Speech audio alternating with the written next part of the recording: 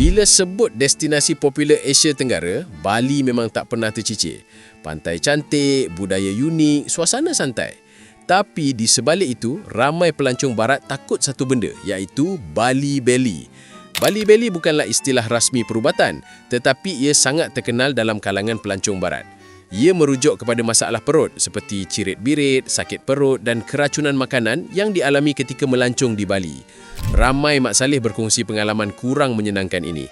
Ada yang jatuh sakit beberapa hari, ada yang terpaksa batalkan aktiviti dan ada juga yang langsung tidak dapat menikmati percutian mereka.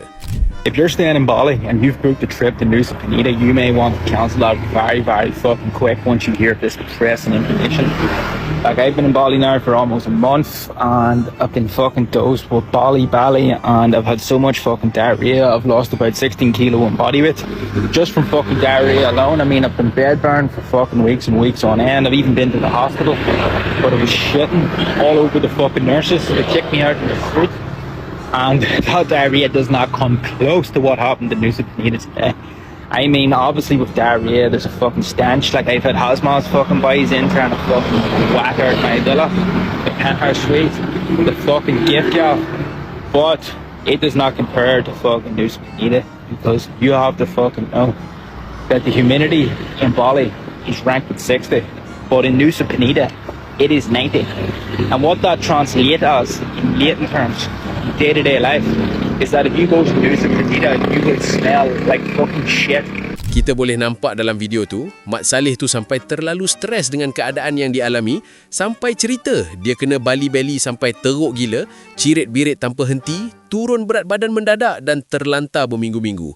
Cara dia cerita memang nampak sangat berlebihan dan emosi, sampai dia bagi amaran supaya orang lain fikir 2 kali sebelum pergi sana. Tapi walaupun macam tu, sejak kebelakangan ini ada tanda-tanda yang pelancongan di Bali makin sedikit menurun. Walaupun masih popular, tapi makin ramai pelancong dah mula pertimbangkan destinasi lain. Isu Bali Belly hanyalah salah satu faktor.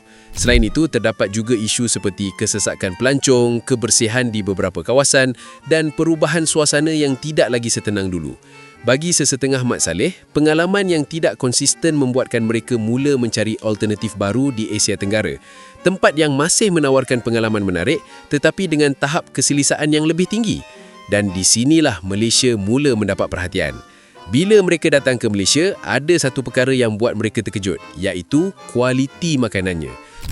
Something that we were not prepared for before going to Malaysia that absolutely nobody told us about was the weight gain.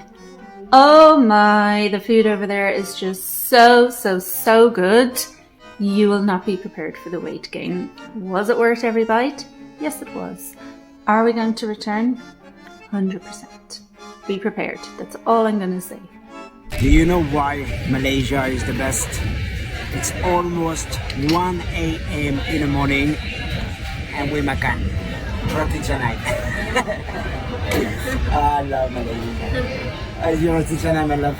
Mine roti canai as well. No, this one Tehali. Only in Malaysia boleh makan at 1:30 a.m. roti canai. Try to get the roti canai in France at 1 a.m. in the morning. Not possible. That's why Sedap? Malaysia the best. Okay, look, sedap. Kuadil habis, so kuah kari ikan hitam je lah. Top.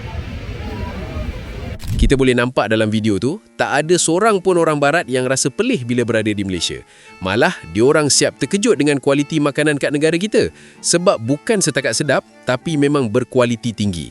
Bukan nak burukkan negara lain, tapi dari sini kita boleh nampak satu benda. Sebenarnya, negara kita pun mampu bersaing dengan negara lain dan memang dah patut Malaysia lebih dikenali oleh orang barat, terutamanya dalam sektor pelancongan.